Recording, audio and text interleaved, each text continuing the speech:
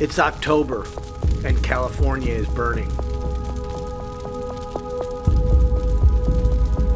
This year's wildfires were one of the deadliest in history.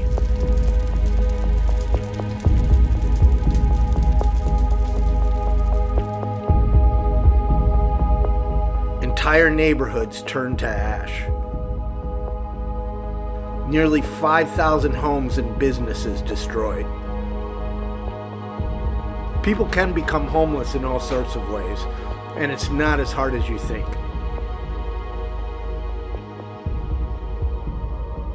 Most people won't be unlucky enough to have their home burned down to the ground. But what if you were living paycheck to paycheck and lost your job? What if you had an accident and couldn't work anymore? What if you came back from fighting for your country in a faraway land and couldn't reintegrate into society? We're traveling along Route 66, nearly 3,000 kilometers of historic tarmac that once stretched from Chicago to Los Angeles. The city of Los Angeles is the end of the road, one of America's wealthiest cities, famous for its gilded mansions and superstar lifestyle. But it's a city with a major problem. There are more than 50,000 homeless people in Los Angeles County, and each one has their own story. I'm Marc Horvath. I was one of them. I went from a great paying job in the television syndication industry to roaming the streets of Hollywood, addicted to drugs and alcohol, hopeless, with only my pet iguana for company. I was probably about my third day homeless, and I really didn't know how to survive. I mean, there's a couple of different options. You could, go steal purses, turn tricks, deal drugs. None of them were a path that I wanted to take.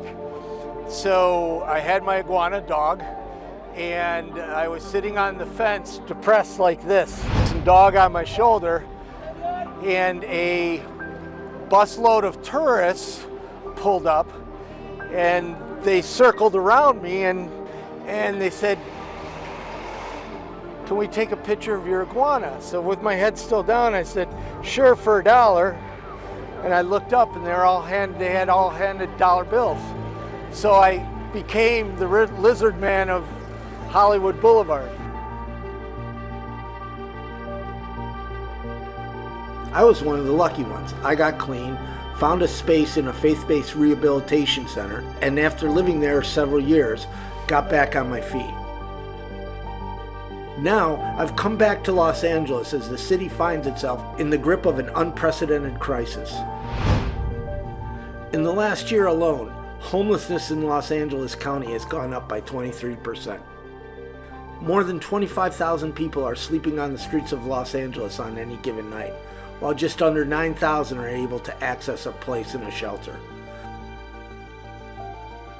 The number of homeless children has increased by an alarming 41%.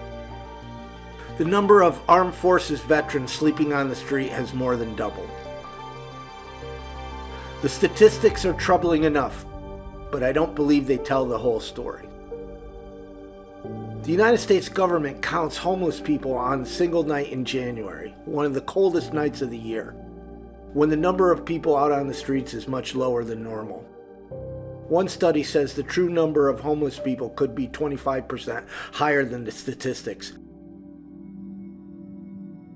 I believe the real ticking time bomb is homeless older people who are more vulnerable and who need more help and more services to get off the streets. Senior homelessness is one of the fastest growing demographics.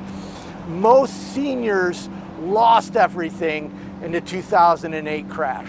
I did, and here I am 56 years old. I don't have any assets. So in 10 years, when I hit the retirement age, my options are homelessness. I have no money to have any quality of life.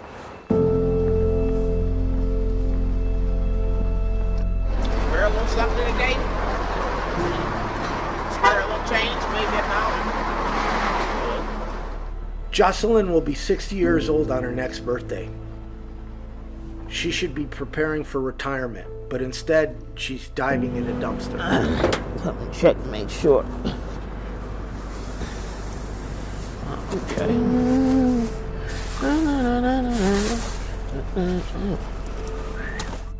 You'll find me dipped over in there too, or surrounded by trash bags, standing on a crate because I'm so short. I got the tennis shoes from one of the guys. They helped me out. I have about 3 pair that they gave me to wear, and some boots for the winter time. These pay $1 or $1.40 a pound, and then the aluminum cans pay $1.80 a pound, and these are like $1.22 or $1.23 a pound. This bag right here represents about maybe $10-15. Yes, it's dangerous out here because you have the mentally ill. You never know what they're going to do. Then you have pedophiles, rapists. You have robbers. I don't like being at home. I don't like being in the house. And I've been to prison a few times, and that closed-in feeling just comes over me that, I'm not really free, because I'm restricted by, these rooms and locks and doors and all these other things, and so that kind of bothers me. Then I have extreme anxiety. People out here need to remember that a lot of you are only a paycheck away from being where I'm at. So you shouldn't treat me as though I'm dirt, as though I'm less of a person. I'm a person like you, just on harder times.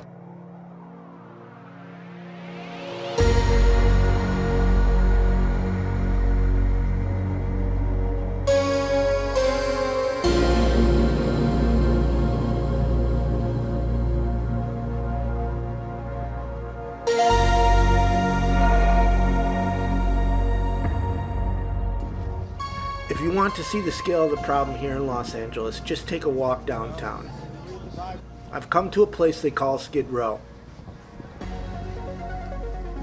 Block after block of streets full of tents, makeshift houses, panhandlers, gang members, addicts, people with mental illness, and many others who just have no place else to go. I literally pray that I never get used to Skid Row. If you walk these streets and it doesn't break your heart,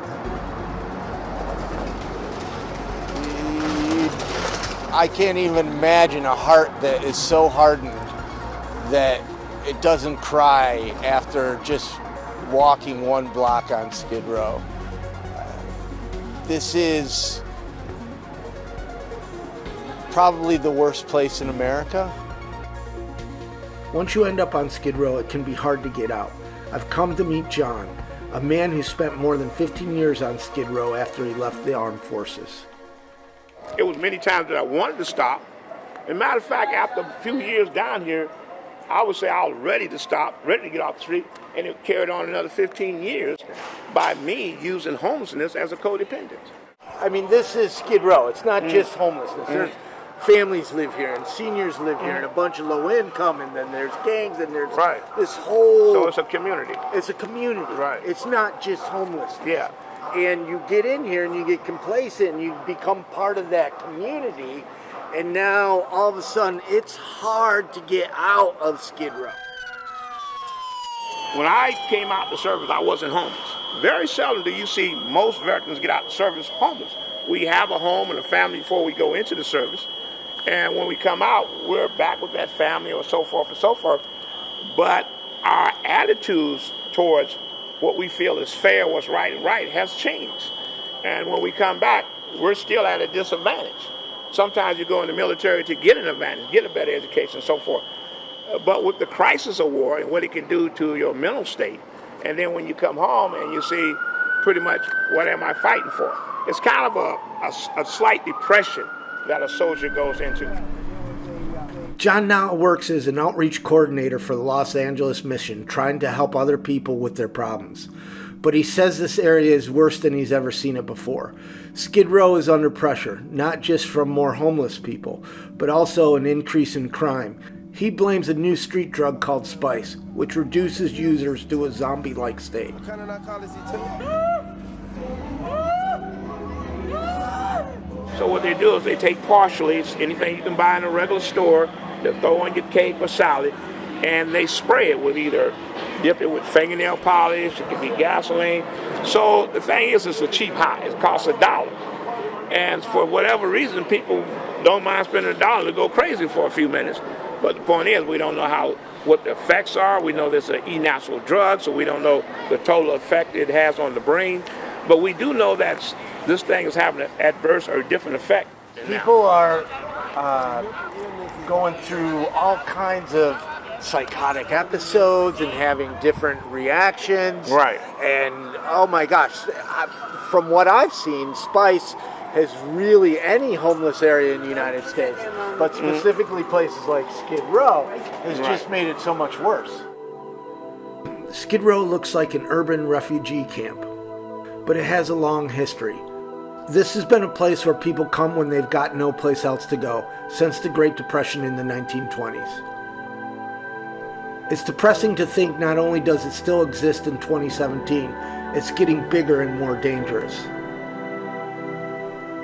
How could this be allowed to happen? Well, I'm a marketing guy, and I believe our inability to relate to homelessness is our biggest obstacle in solving it. One of my big scares is society has become anesthetized to homelessness. You see them so low, yet you just walk by. And it's like they don't even exist.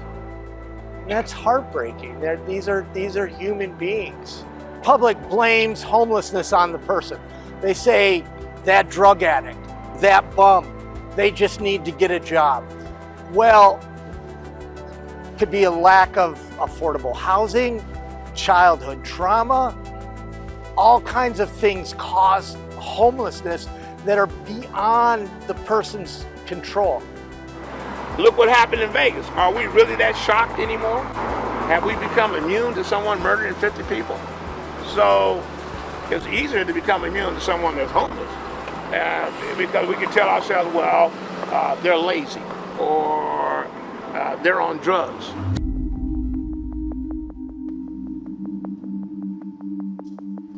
Homelessness has many faces, and people fall into it for many reasons. But what is the biggest reason? It's not addiction, it's not mental health issues, and it's not laziness. The answer is obvious. The main reason people become homeless is because there's not enough affordable housing. Studies have shown there's a direct link between rising rents and homelessness. For every 5% increase in rents, 2,000 more people become homeless. It's that simple. And that's why Los Angeles has such a big problem. Rents are rising fast, incomes are stagnant, and more people are falling through the cracks. Imagine you lose your job, you lose your apartment, you're crashing into homelessness, you have a little bit of savings, you buy an RV, or you still have your car, and you live in it. And you do the best you can. The trouble with mobile homeless is nobody wants them. There's no safe place to park. Parking for somebody that's living in their car, a vehicle residence, many people call them, is very challenging. Carl is one of these so-called mobile homeless. He's an artist who just can't make ends meet. The reality in Los Angeles is that there are many people living in their cars, and because of the, weather and the cost of living here, an apartment is very expensive. If you're working a couple of jobs just to pay the rent. So how long have you been mobile homeless? I have, I would say without a house as opposed to homeless, because this is my home, this is my neck of the woods, What's a day in the life living in your van? Oh man, I'm writing a book, right? The book is called Hollywood on No Dollars a Day. You know, but no, it's fine, bro. I'm a painter, so I always have some objective. I'm looking for some canvas. I'm looking for a place to do a painting. I'm looking to exhibit my work. Gives you purpose. Your art gives you purpose. I've been making art for 30 years. That's all I do for a living. I don't take money from anyone else. I take money from my work. It's heartbreaking that Carl has no choice but to live in his car. He has no place to wash, work, or go to the bathroom. He seems to have accepted his situation. One of the things people often say is they want to be homeless. They like it. Nobody wants to be homeless. True homelessness is absence of choice. Majority of people down here on Skid Row don't have a choice. Now the brain is very powerful. So after trying to get out of homelessness, the brain has to say either I'm worthless or I want this lifestyle. Learned helplessness kicks in and you start adapting. You start making yourself feel comfortable. This may be the biggest tragedy of homelessness. The more homeless people accept their situation, the more they gather together in communities, and the harder it becomes for them to get out of homelessness. I'm traveling to Anaheim, a city in Orange County on the outskirts of Los Angeles, to see a community that's grown to a staggering size. Nearly 1,000 people live in tents here next to a dry riverbed. It shouldn't be like this. You know, they think we're all drug addicts or alcoholics, and we're not. I was superintendent of a construction outfit. You know, I worked for the outfit for 8 years and was on workers' comp for damn near 12. And here I sat. Lost everything, my house, my business. Is there any help? Anybody helping you? Yeah, I go to the Crystal Cathedral once a week, get a bag of food, and usually a bag of mashed potatoes, a bag of dry milk, 2 cans of vegetables, and a pair of socks. You know, wants to take everything away from people like us. Well, I don't want to be like us. I've worked all my life for 2 cans of vegetables and a bag of potatoes.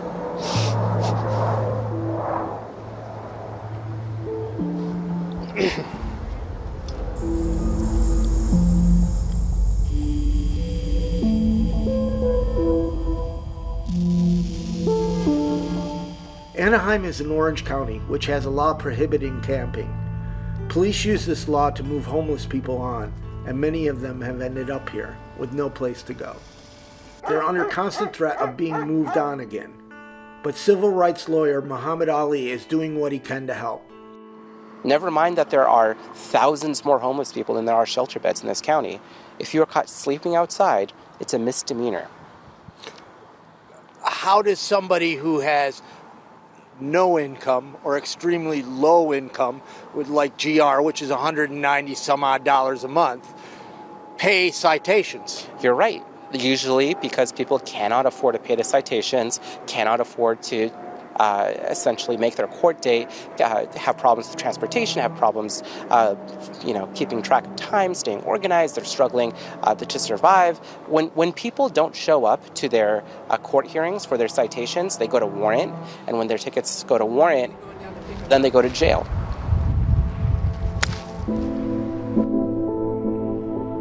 One of Muhammad's clients is Cher Stuckman, who got sick and lost her home. She now spends her days working on her handicap. I had a stroke in June, and when I got out of the hospital, I had nowhere to go. So I came down here. I was here a couple years ago, down under the 5, and I was going through cancer at the time, getting cancer treatments at the UCI, so I stayed down here. How's your golf game improved since you've been out here? I can drive a lot better. Yeah? When I played in Louisiana, I had the shortest ball. Yeah? In other words, it just went off the tee. Yeah? Yeah. Oh, wow. So. What's your future like? Because I'm sick, I have 3 and 4 seizures a day, and so I'm trying to keep those down and keep my stress level down, and the weather doesn't play, the heat makes a big difference. but I just try to stay as healthy as I can and hope that God will help us. There's a lot of people that look down on us. A lot of people think that we're not worth anything, but we're people too. We just had bad circumstances happen to us, and trying to get out of here is a whole nother story. Living on the streets can be deadly. The average life expectancy of a homeless American is just 50, 28 years younger than the general population. Homeless people have much higher rates of almost every health problem and much less chance of getting better than the rest of us. Homelessness is rough, especially on the mean streets of LA, because the homeless people they're a little bit, they're crazy. First of all, most of us have some kind of mental health issue, which I do. You know, I'm classified as paranoid schizophrenic. I don't know if that's a proper diagnosis or what, but you know, it pretty much fits me most of the time.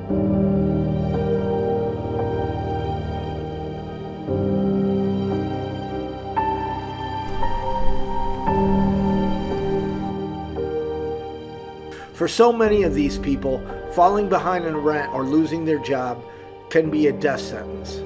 I've spent the last decade traveling the world meeting homeless people, but on this journey it seems like the situation is getting worse than it's ever been. And it makes me worry about the future. I believe a perfect storm is coming. There are more truckers in the United States than any other profession. And in 5 to 10 years, trucks will drive themselves. They say pharmacists are going to be one of the first jobs that will be automated. In my profession, or what I do, marketing, they say only the poor soul that has to go to the meetings will not be automated. I mean, already Associated Press is using computers to write stories. My point is, from the minimum wage worker at McDonald's all the way to marketing strategists and medical people, their jobs are going to be automated. We are going to see a massive job loss in the next 5 to 10 years, and most certainly in the next 20 years. The cost of housing is going to continue to increase. There is a serious affordable housing crisis in this country. The cuts from the federal government to support services are going to continue. Donations are going to be down. Philanthropy are just not going to have the income, the disposable income to give to a charity to help homeless people. You add all this up and we have a perfect storm of homelessness coming.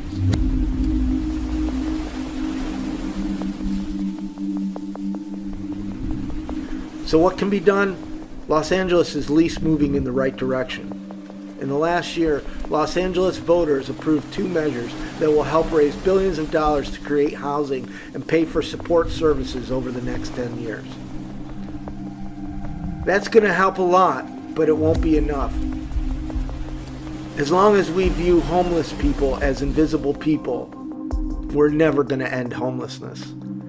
I was one of the worst of the worst. Los Angeles Police Department called me the lizard man of Hollywood Boulevard. I literally slept out here on this walk of fame. But here I am, 22 years sober. Even if you saw me when I was on the streets with my iguana and my mohawk, you would have crossed over to the other side of the road. I am proof. I was one of the worst, and I am proof that people can change, and people can change for the better. But I didn't do it alone. There's a lot of help along the way.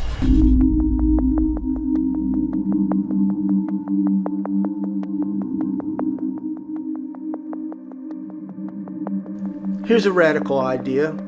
Don't walk past a homeless person on the street. Talk to them. Don't give them a half-eaten sandwich. Treat them like a real person, because they are. Ask them how their day is and be present. Show some compassion.